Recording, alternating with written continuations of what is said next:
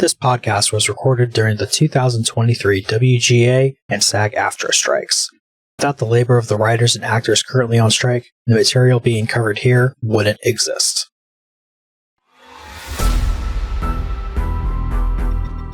Welcome to the Artie's Attic Warehouse 13 Fancast, where a steampunk girl, a lifelong sci-fi fan, and a rocket scientist chat about the popular 2009 sci-fi series. There's never a dull moment with the agents dedicated to protect humankind from unexplained phenomena that manifest their powers in special objects. And there's all those friendships and relationships along the way. Grab a cookie while you can. Hope you don't smell fudge. Gear up with your Farnsworth, Tesla, and neutralizer, and let's have some fun by snagging it, bagging it, and tagging it.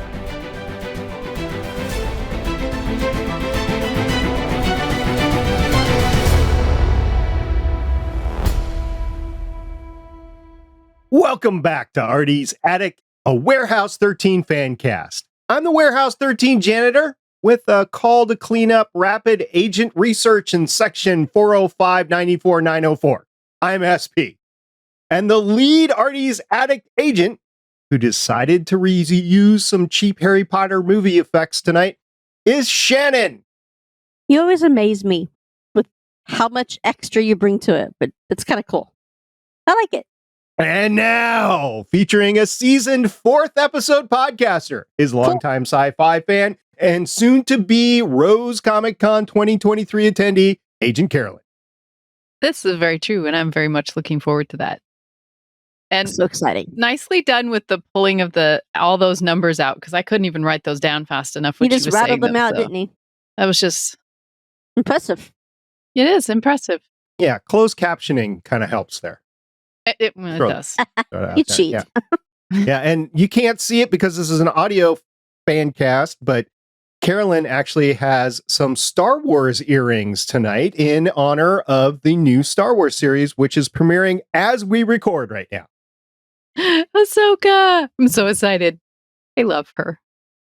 But in the meantime, on this show, we are continuing our discussion of the post-Battlestar Galactica sci-fi hit from before ride-sharing Lyft existed, Warehouse 13, Season 1, Episode 4, Claudia. We've been looking forward to this for a while. It premiered on July 28th, 2009. It was directed by acclaimed director Steven Surjik, who has 65 directing credits that go all the way back to 1985, including, this is a long list, so bear with me, 4 episodes of, well, let's start from the older to the newer. 1 episode of Kids in the Hall, Wayne's World 2, The X-Files 1 episode, 2 episodes of Monk, 3 episodes of Flashpoint, 1 episode of Eureka, 6 episodes of Warehouse 13. We're going to see Steven Surjik twice in the first 3 seasons.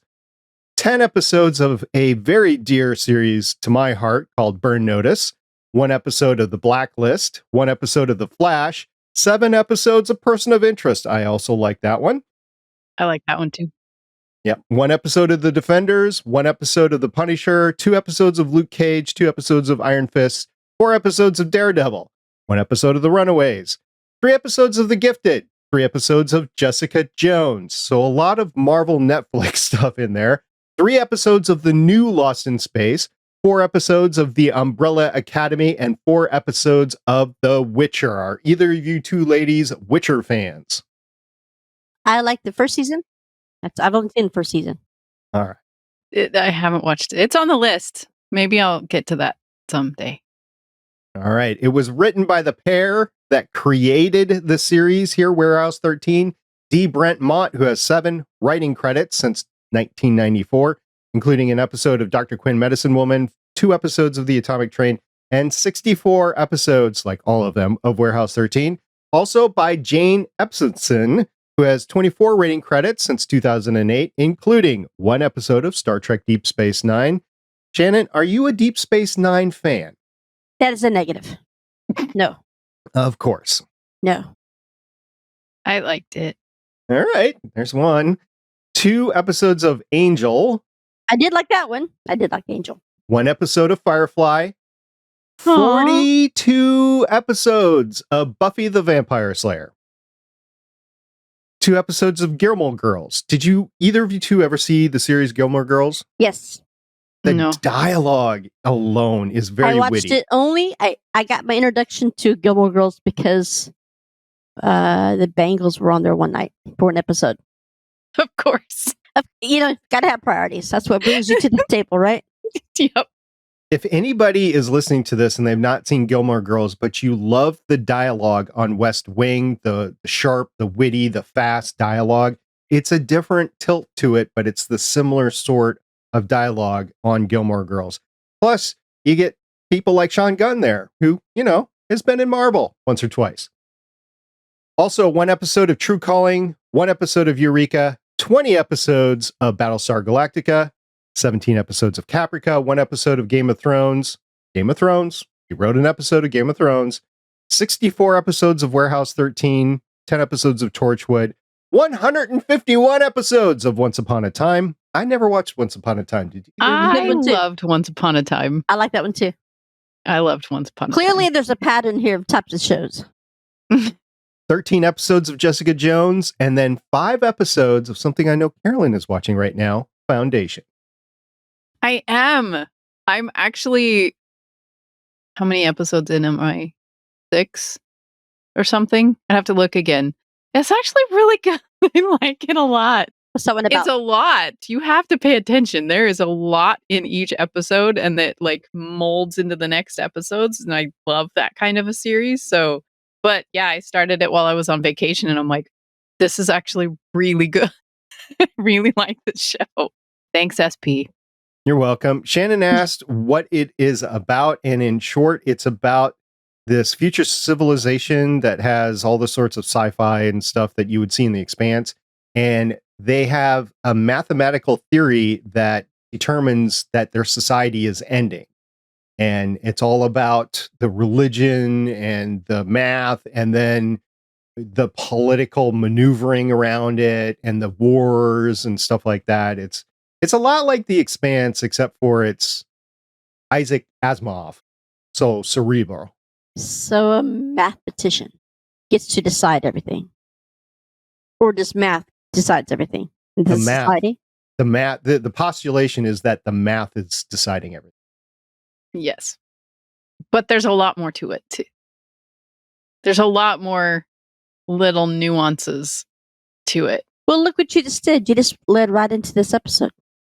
I did, but before we get to that, On purpose, you did. the showrunner was Jack Kinney, and he's been the showrunner since after the pilot and will be throughout the rest of the series. All right, we watched this Claudia Knock Knock. It was a good episode. Oh, man. You're waiting for her to come in because I was. she just seals the team, I think. Her one-liners cracked me up the whole time. I mean, chill out, Obi-Wan. I mean, yeah. Her one-liners throughout the entire series is that way.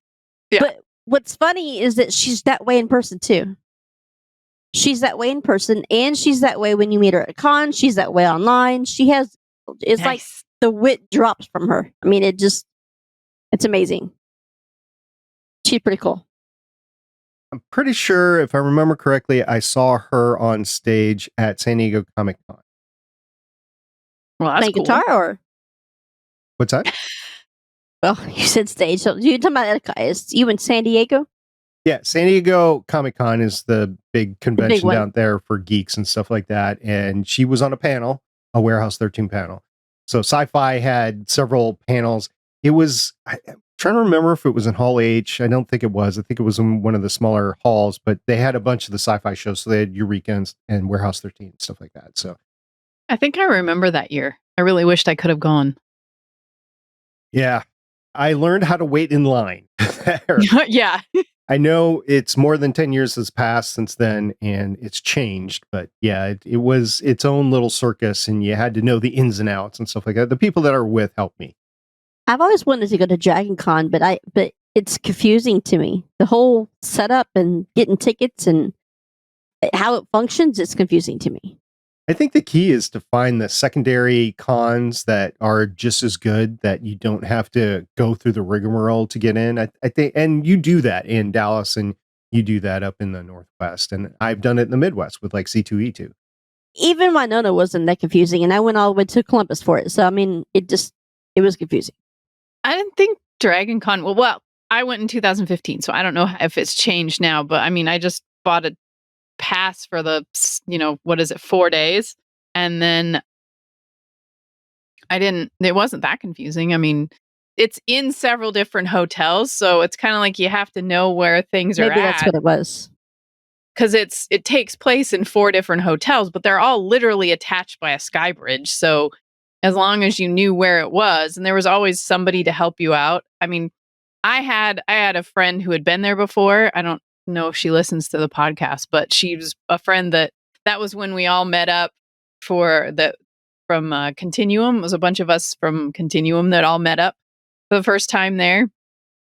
And one of them had already been to Dragon Con. She was actually staying at the hotels because you can stay there if you actually get in.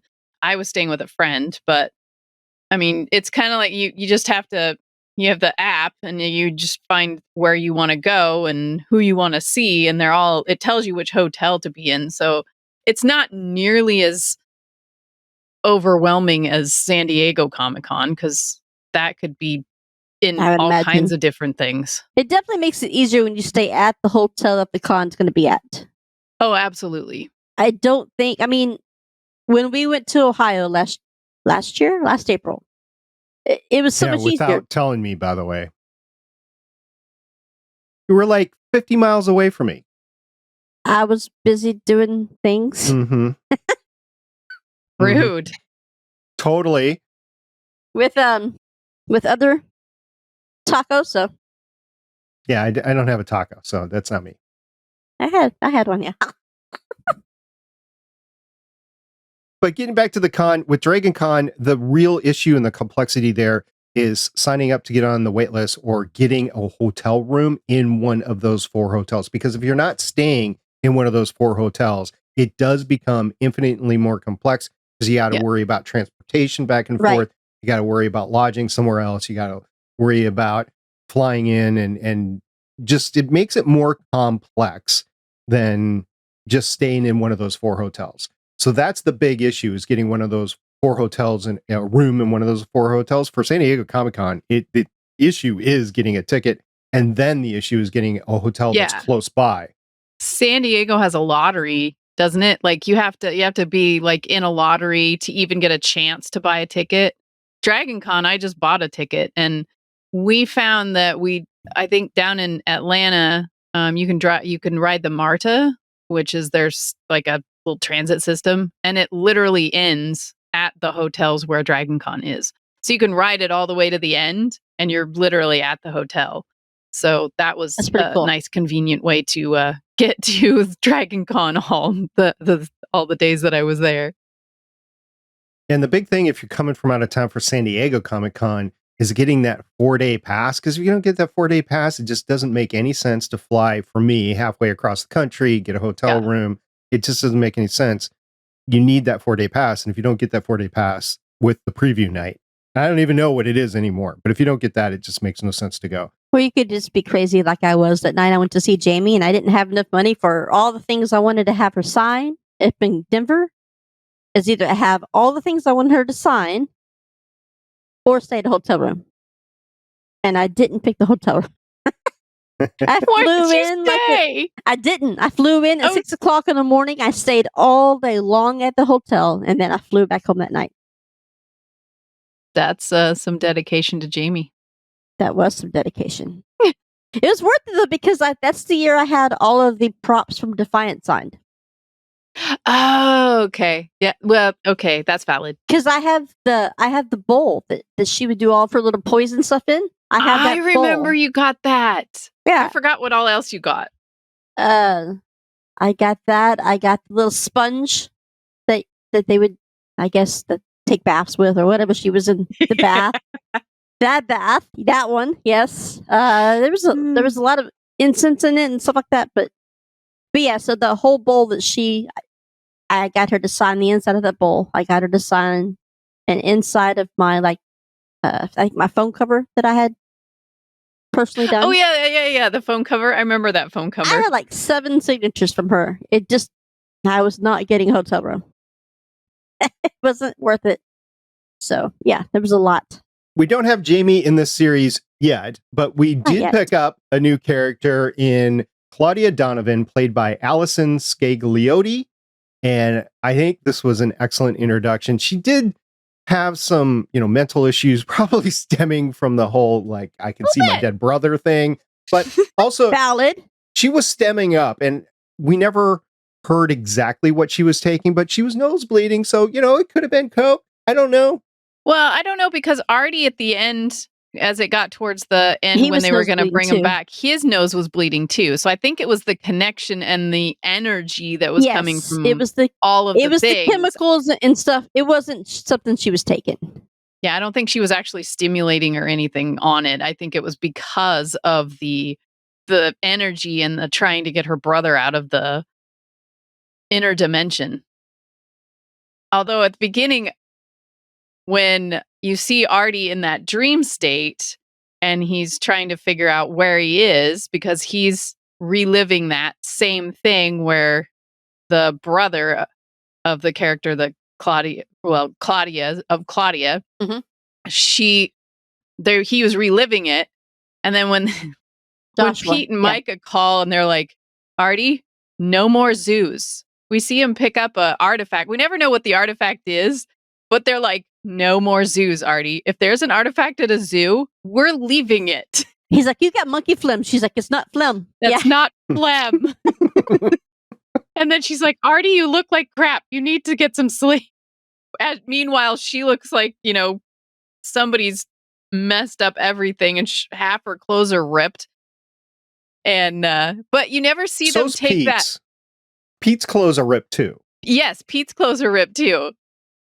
But you never see him take that artifact out of the vehicle or put it in the warehouse. I think it's just because they want to show you that they're staying busy all the time, except for just this one, one artifact you're going to be talking about. But yeah, don't know what the monkey one was.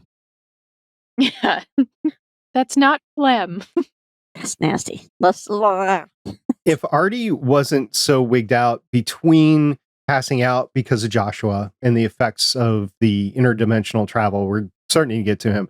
If he wasn't passed, I think he wouldn't have been taken so easily by Claudia. Yeah. But Claudia did take him out, handcuffed him, and then ripped out the alarm button. The one alarm button that you got the entire warehouse, and there's one alarm button. Just one. Just one. And it looks like a little bell. Like you would just like a little tiny button and got all those wires. I'm like, really, Artie? Really? That's the alarm? I mean, come on. I know we like steampunk, but it looks like a doorbell. It did look like a doorbell. Or a bicycle bell. You put them on your handlebar. And she just ripped it out, and you see the stem of the bell and the wires coming off of it. That's it. That's the entire warehouse security system in one. It's like, no. They need to upgrade the stuff, which they need somebody like Claudia to come in and do some stuff. Yeah. But we'll talk about that later. We did find out that Pete, I think this is the first time that we learned that Pete has a deaf sister. Yes, because he says he can read lips. And he's like, well, the deaf find it helpful. And I was like, well, you got a deaf sister? Yeah, because Myka's like, who? What? But you could tell that they're still trying to get to know each other too. So she wouldn't know that yet. She also didn't know that Pete went to prom 3 times in one night. I think eventually we get that story. And when it came up in this episode, I remember thinking, there's got to be a time travel thing to this or something. There's got to be a story to that one.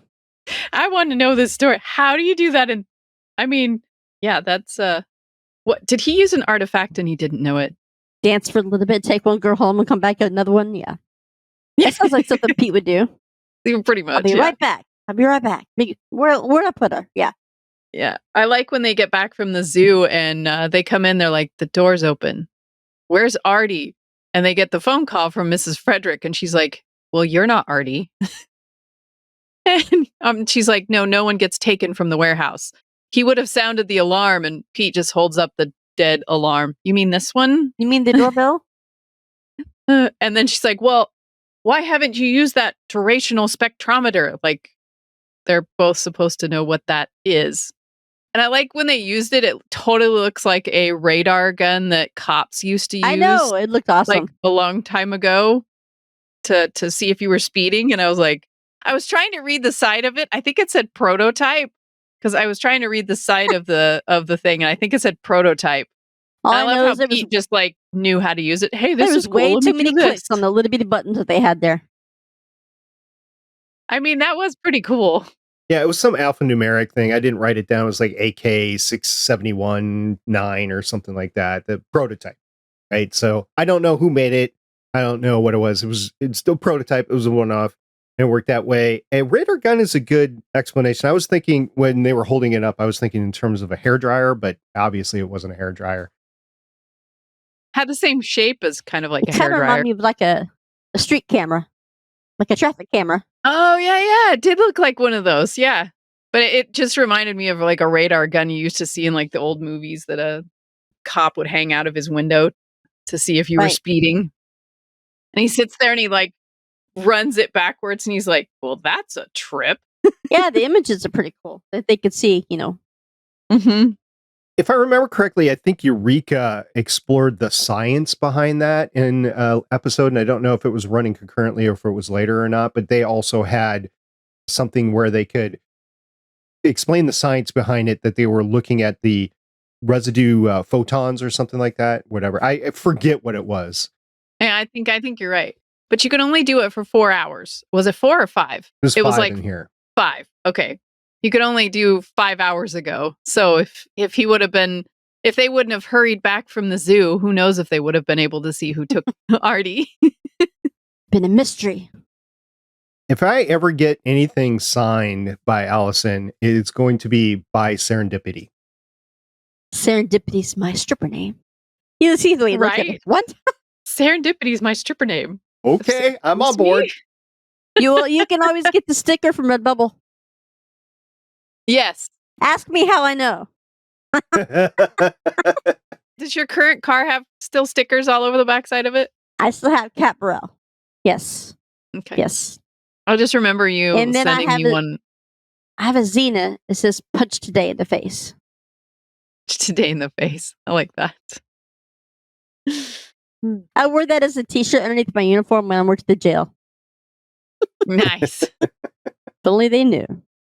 I like also when Mrs. Frederick calls and Myka's like, well, who do we call? Would we send out an APB? Do we need to call the authorities? And Mrs. Frederick just looks at him and goes, we are the authorities. Oh. She's like, think- what do we do? backups. So no backup then. I get it. I think that's a little bit arrogant of her, and we find out more about the whole architecture behind the warehouse and the different levels of hierarchy around them and stuff like that. But I think it's very, very arrogant that they think that nobody can get in there, that nobody can kidnap a agent, that nobody can infiltrate what they've got going on. And the fact that we're it. You can't. Nobody else can do what we do. We're it. Right. Very, very. We are arrogant. the authorities. Well, I think it like later on in the seasons in the series, you're going to see that. I think it's at the end of this one. You're going to see that they have a character that used to work there, that knows all of their security systems. Then they're going to have to upgrade everything, which is also coincidentally when Jamie gets introduced. We do find Jamie. out a little bit more about Myka. She likes crosswords and puzzles. I don't think we've learned that yet. Maybe we have, and I just missed it. She's a book nerd. She grew up in a bookstore, and she knows Latin. She didn't have time for prom. It's probably right. I have some darts to throw at Artie. You guys ready for my darts that I'm going to throw here? Artie darts. Okay, go ahead. Absolutely. My quabbles. First of all, why, when Artie first learned about Redicus' compass, did he not snag it, tag it, and bag it? Why did he Right. let Joshua run with it? Their whole thing is grabbing onto these things and bringing them back to the warehouse so bad things don't happen. Why did he let it happen? I think he explains that at the end where he said he pretty much thought that Joshua could do it. wanted to see him do it. He wanted to see teleportation happen. He knew he shouldn't, but he wanted to see it happen. Right. And that's why he hadn't snagged it, bagged it, and tagged it. At least that's the explanation I came up with, because I had the same thought. Why didn't he just snag it, bag it, and tag it? He was there to grab it. Why didn't he just take it? But I think the explanation was at the end where he's like, I wanted to see him do it. And that was my fault. Because that was the we fault. also hear Mrs. Frederick say, well, yeah, we all make mistakes. She says, I could have saved Gus. Who's Gus? He drives the bus. Well, you know, Oh, you're funny. another thing about that is, like you said, he just wanted to see if he could pull it off, but he should have known better.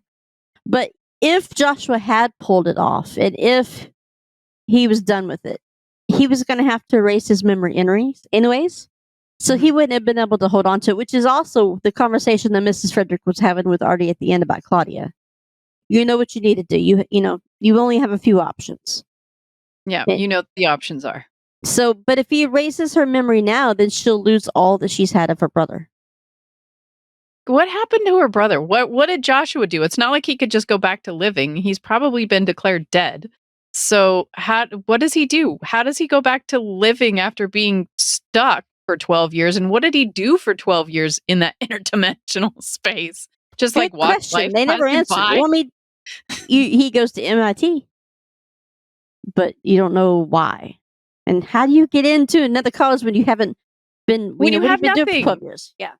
Mrs. Frederick intervenes. I mean, that's what happens here. You get some intervention that he's able to recoup in society. Over on Arrow, when Oliver Queen comes back after 5 years, there's this whole thing about his reintegration into society and about him legally being declared not dead anymore, being legally coming back to life. That is real in real life. You can be declared dead and then come back from that. Yeah, it is. Yeah, it So happens. much paperwork. So much paperwork. Don't make Shannon do the paperwork. No, I ain't doing it. Just stay dead. Just go ahead. Take it. I ain't doing it. We'll just figure another way out. I don't want the paperwork. Let somebody else do it. I've done it twice. No, thank you. Good thing I had to sign a lot of papers to get out of that place. Let me just say it. A lot. I bet I've had to sign more papers. I'm sure you've been more broken than me. You've been more broken. That's one way to look at it. Sure. That's valid. I mean, my broken was a pretty big broken, but you know. Okay, so we've got Redicus's compass as being the main artifact. It's not glowing. It's not being put in a purple bag or purple glue or anything like that, but it's being used to enable the teleportation, which I think they prove can work once they know everything, once they know all the hidden components and stuff like that. So maybe we'll see it later on. I don't think we do, but maybe we do. Don't think we do. We also get introduced to the San Esmel. I don't even know how to pronounce it. It's ANSELMO grid on the Larkspur shelf. Oh. Number 1021, section 405, 94, 904. And she just rattled that off the top of her head. Wow. See, like I'm a warehouse fan and I'm like, what the heck are you talking about? Obviously not an important one. And obviously it doesn't make, an appearance later on because I would remember that. Yeah, it's just Mrs. Frederick. She just rattles it off. You need to do blah, blah, blah, blah, blah, blah. And Pete's like, oh, I need to take that down. And all Myka can think of is, I need to know where Artie is. Why are we not just going to get Artie? We need to know. And she's like, I have a right to know. And Mrs. Frederick's like, you have a right to know exactly what I need you to know. And well, exactly. It. And what about if I need to contact you? No. There's no star 69 on those. Does that still work? I haven't tried that. Does star 69 still work on mobile phones? I don't know. I thought that too. I was like, oh, I wonder if star 69 We're so old, I don't know anymore. Yeah. Wow. And also the Feldrich minerals came up, and I tried to look into that really quick. And Feldrich is a region, I believe, in Germany or somewhere in Europe or something like that, but I'm not sure why the minerals were so important. Maybe that's because that's where Redicus was. I don't know. Well, it was the minerals that the compass was made up of. So she was trying to reproduce everything without the compass, but the minerals that the compass was made up of. Compass looked like it was made out of wood to me. It was it looked brassy to me. So it looked like it was wood and brass I think it was to me. the wood was the casing it was in, but it looked Yeah. brass. And then because it was all shiny when he held up, so you could see the back of the Latin. Mm-hmm. So Redicus was real, by the way. Yes. Yes, he His was. real name was, and George? no, yeah, it was George Jorge? Joachim de Porres. Redicus. Easy for you to say. Yeah, he just went by Redicus, right? He was a mathematician, astronomer, cartographer. I said that wrong. Cartography. Photographer. Yeah, thank you yep. Navigational instrument maker, medical practitioner, and teacher. He's perhaps best known for his trigonometric tables and as Nicholas Copernicus's sole pupil. He facilitated the publication of his master's De Revolution Bus Ornum whatever on the revolutions of the heavenly spheres.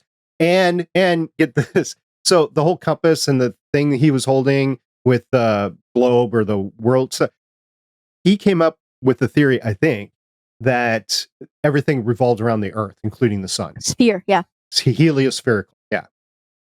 Amazing. Yeah. Another history lesson. Every episode. I love it. He was born on 16 February 1514 and lived until 4 December 1574. That was a minute ago. He did live for 60 years back in the 1500s. That was It's a long wow, time. he lived for 60 years back then? That's a long time for somebody to live back then. Do you know in the 1840s, during the Civil War, the 40s were like the longest a man was expected to live. 60s, back in the 1500s, it was amazing. That's like ancient to live till you're 60 back then. right. Copernicus. Where do I know that name from? It's either Zeta or something. A lot of things. I'm sure we'll run into Copernicus again. So I'm we can. sure. Oh, wait a minute. That's the one who created the That's isn't it? Icarus. Icarus. That's Okay. Icarus. For Yeah. those that are just listening, I was Wonderful watching names. Shannon do her arms and in like she was flying, and like, no, that's Look, Icarus. That's I like Icarus. Greek mythology. They all sound the same after a while. I like how it was only Myka and Artie that could read Latin. Because Pete was like, and even the genius Joshua was like, I got nothing. I don't If read Joshua Latin. could have read Latin, he would have understood the Sightman better. It's a little odd because I think I paused there for a second because I don't know for sure, because this would have been, he was in 12 years. Was he in his He was own in there for universe? 12 years. Yeah. Yeah. So this is 2000. Okay, so 1990s. So back in like the 70s, whatever, I think Latin would have been huge at MIT as a foreign language to learn just because of the scientific background. Maybe he skipped that session. He had time traveling and portals to go through. Who needs to read the instructions? I don't, Not Pete, and not Joshua, apparently. because he missed them. Shannon, what was your favorite part of the episode? I don't know. I've watched so many of them so many times that, I mean, I like obviously that Claudia was introduced. I liked that even though she kidnaps him to enlist his help, it doesn't take long for him to actually start helping her and caring about her instead of just trying to get rid of the annoying child that's a know-it-all, right? She's smarter than he gives her credit for to begin with. She is only trying to understand how to get her brother back. But he realizes that she is brilliant in the way that she's been trying to do all this on her own. And she's gotten so far to the point that she can actually see him without an artifact or Artie's help. And she already knows so much about the warehouse. I think the fact that she impresses him so much. Yeah. I mean, the handcuffs that she created were 20,000 volts? Yeah. Yeah. So I think the introduction to Claudia, not just as her character, because her character by itself is amazing, but how quickly they develop a father-daughter relationship. Mm-hmm. I think it's pretty cool. Carolyn? Well, I loved the whole episode because it was all really good as far as you learn more about Pete, now he has a deaf sister. you learn more about Myka, and she's like, yeah, I read books. I read lots of books, and she likes puzzles. And then Pete and her discover that not only was he a brilliant mathematician, but he was also a puzzle person. So you had to take things apart to find all the parts and pieces to make the full compass work. So you had to like take the compass apart, flip it over. Oh, there's something there. You have to figure that out in order to make the whole thing work. So I think and then, them working together more and just seeing different parts and pieces. And then at the end, when Myka was discussing with Artie, hey, if you ever want to talk about losing somebody on the job, and Pete's like, no, I never want to talk about that. Wait. You mean Artie? Yeah, Artie. Yeah, Artie, sorry. Yeah, Artie. And then Artie's like, oh, wait. Yeah, she lost somebody too. Wait, no. If you want to talk, I'm open. Okay. Yeah, okay, we'll do that later. Yeah, they start to respect each other. There was, all of it was really good, and seeing how it developed, and all of Claudia's one-liners. There were so many I couldn't write them down. And I like how Artie's like, you should be happy I have an emergency kit in my trunk. What else is in that trunk? Because he pulls out the second artifact that we see in this episode, which is Ben Franklin's lightning rod, which he uses to get more power to try to bring back Joshua. But what else does this guy have in his emergency kit? That's like his bag. The Mary Poppins bag. It's definitely a Mary Poppins bag. It was like a different bag. He pulled out a bag that was like purple out of the back end of his car. And then it had like all of these things in it. And I was like, because he looks at Claudia, don't touch that. That's really super dangerous. And I was like, what else do you have in there? She's like, Ben Franklin's keys. He's like, no, that's we don't talk about the keys. That's okay. That's the important part. It's the lightning rod has all the power. What about USP? This is not my favorite part, but it is competing with the favorite part, is when Claudia comes up with the idea to use Thomas, which she's a teenage girl, quote unquote, right? She's in her 20s now, but she's a teenage girl. So she's looking at the romance stuff. So she's reading Redicus's romance novel, and she's like, it's Thomas. It's poetry, right? But it's Thomas. It's her that comes up with that. It's not any of the guys who are talking about teleportation and minerals and stuff like that. She's like, no, it's about the feelings. It's Thomas. And he just rips it around, which I don't think Thomas would be spelled the same way in Latin, but hey, whatever. It worked. It worked. That's not my favorite part. My favorite part is when Myka confronts Mrs. Frederick, who is never answered in this episode, and she just looks at her and goes, why the test? Because Mrs. Frederick knew what she sent them off to get. I mean, she labeled the exact location in the warehouse. She knew what was in there. And then Myka says, why the test? Pete doesn't pick up on that. Mrs. Frederick doesn't answer it, but Myka's confronting Mrs. Frederick and saying, why the test? This is going to come up later. Why the test? So that's my favorite part. Knowing the entire series and knowing everything else that happened this episode, the great introduction of Claudia and stuff like that, that is the one thing that I'm keying on. The other thing you just mentioned was Myka and Artie saying, you want to talk about it? You want to talk about it? Yeah. And it's sad that they don't sit down and talk about it over cookies at the end of this episode. I know. They let it go. So there are no cookies this episode. No, that's not true. There is one cookie, and Artie is the only one that ate it. It was at the end. Oh, and they were getting ready to. It's the end of the episode, and Artie grabs a cookie off the table and he eats one bite. Seems to be an Artie thing. And it's the same cookie. Looks like the same cookie as in the episode before. So there was only one cookie, but it was eaten by Artie and no one else. So we got a cookie.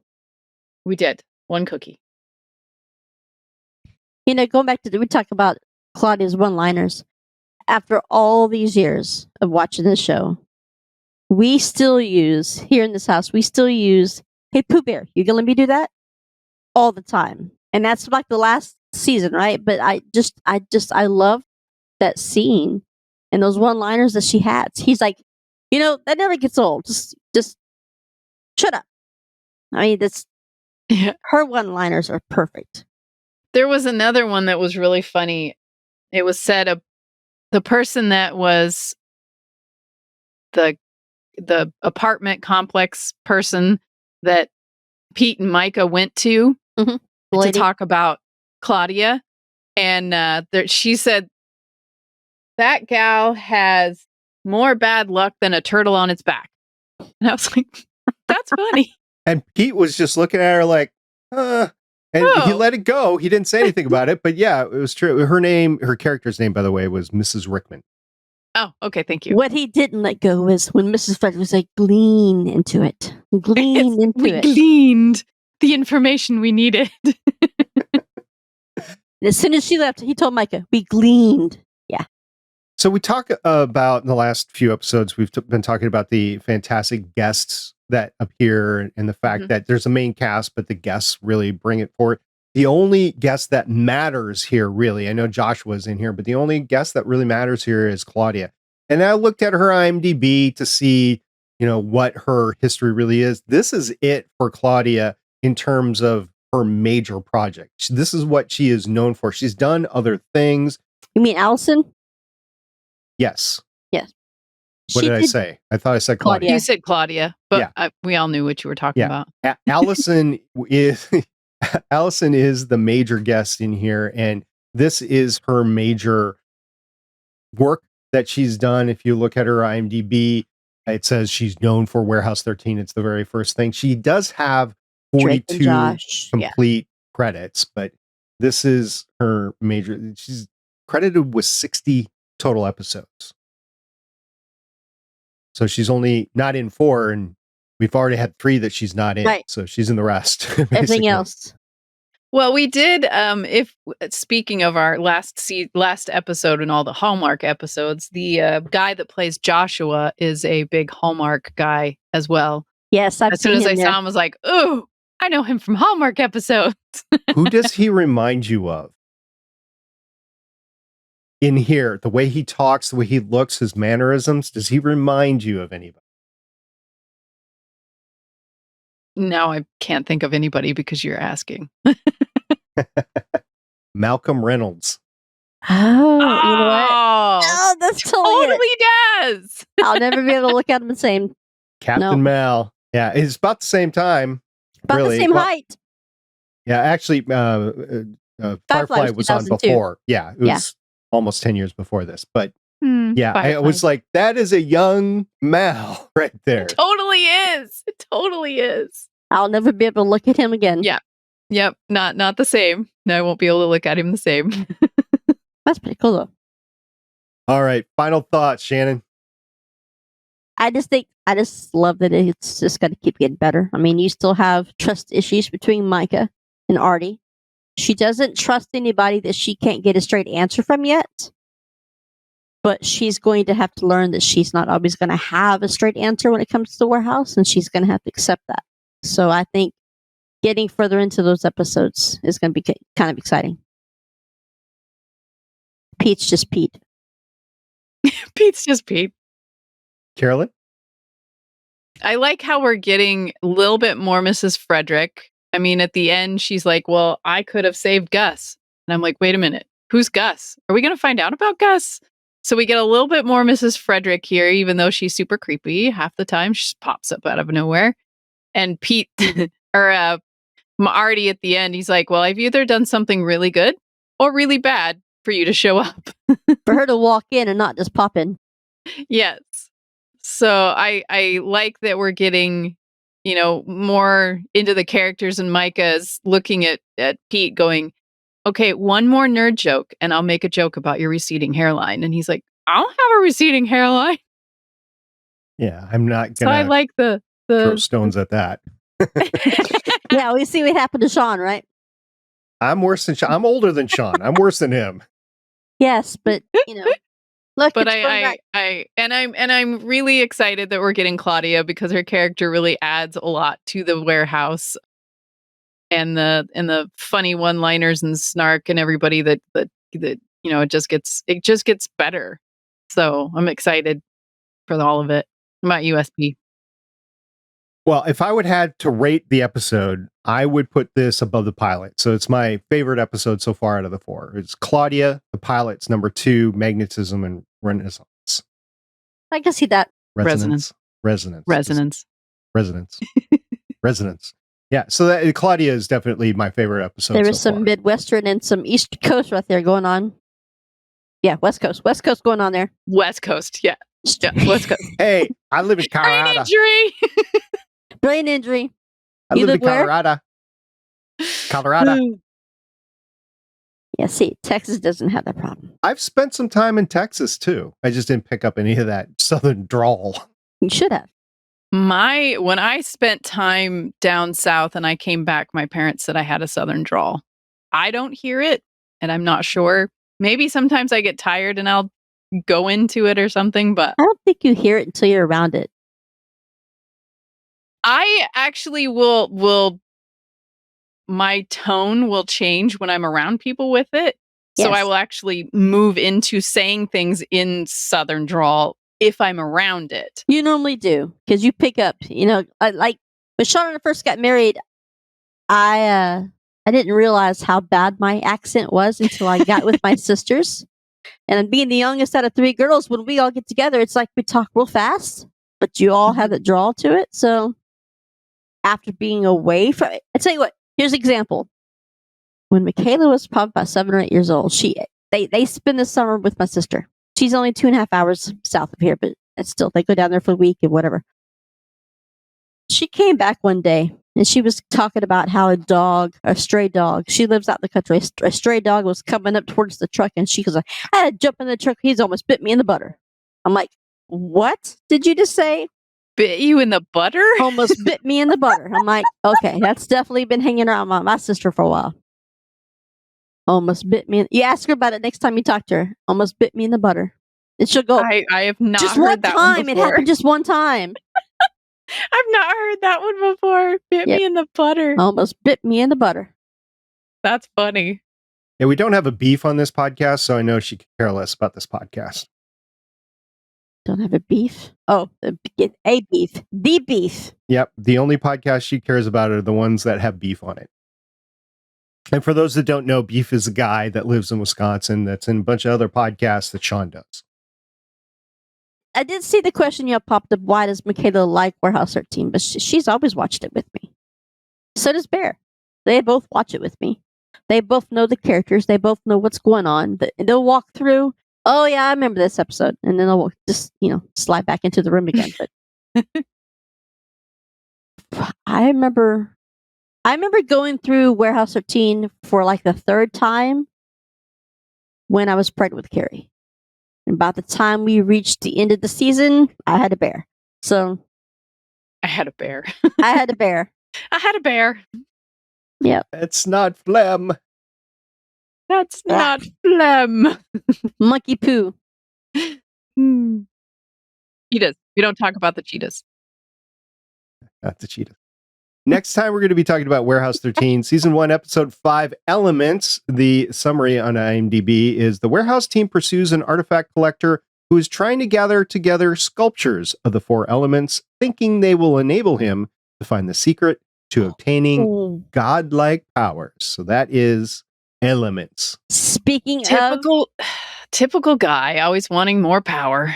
and I believe speaking of guest stars, you're going to have Joe Flanagan on that one. Ooh, Ooh. Mr. Joe. Mr. Stargate Atlantis. Stargate Atlantis himself. Yep. So he was the Richard Dean Anderson replacement. Yes. Yes, he was. I actually really enjoyed He's Stargate cute. Atlantis. I was very sad when they killed off the one doctor, but I was very happy with it. We got the other one that we did. How could you not like it? You had Jason Momoa on there. I mean, all the people out there He that wasn't seen there him the whole time. had seen him on Game of Thrones and everybody. He got his big break. He started not on his start. On Stargate. Stargate Atlantis. Yeah, Yes. he did. Yeah, He didn't start, but it was his big break. it was on his Stargate. big break. Mhm. I'd never seen it before Atlantis, but he did great in that Yeah, character. He did. He really did. They had great casting for that.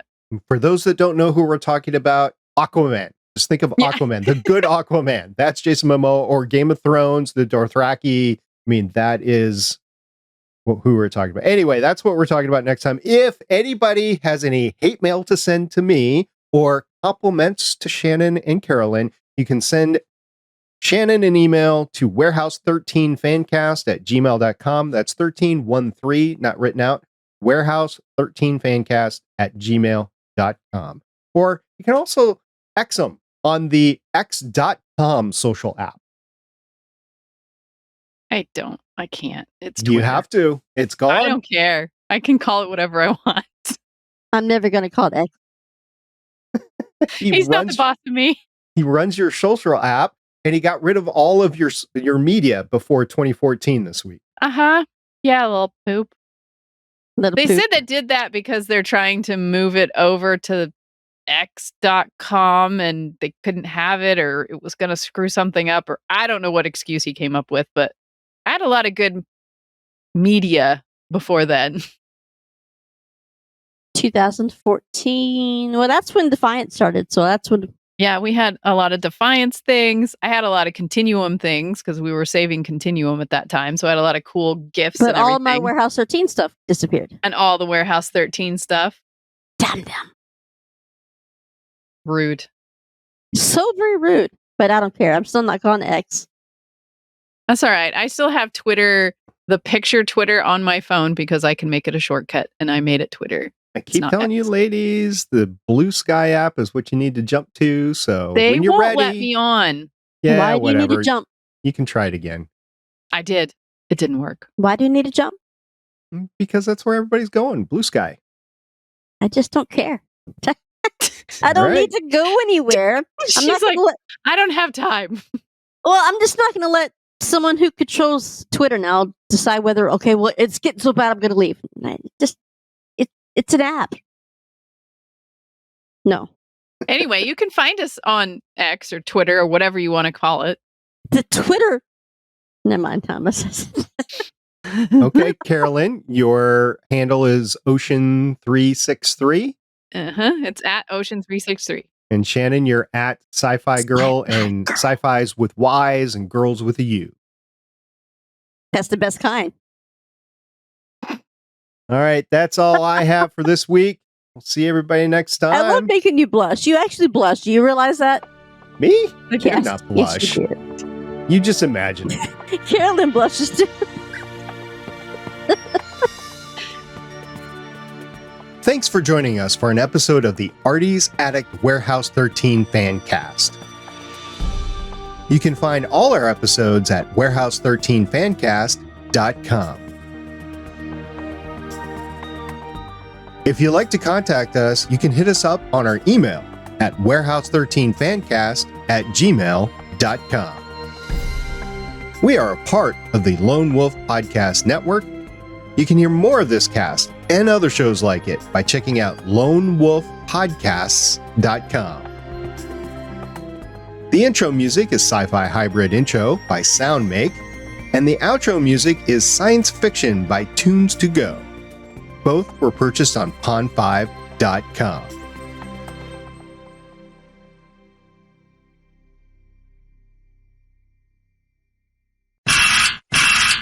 I don't remember the last time I drank pop. I just don't drink it that much. Pop. What are you Soda, pop, doing? Coke. I call it pop. I call pop too. But it's funny. You can tell the difference in the states that we're in. Everything's Coke in here. Yeah, I know. When I lived in Birmingham, Alabama, everything was Coke. And then I was like, we only have Pepsi. And they're like, that's fine. You're not from around here, are you? I'm like, no. I think the biggest sin is asking if you can handle Mr. Pibb instead of Dr. Pepper. No. That's a sin? The answer's no. Is that a cardinal sin? It's a Dr. Pepper sin. It's a Dr. Pepper sin.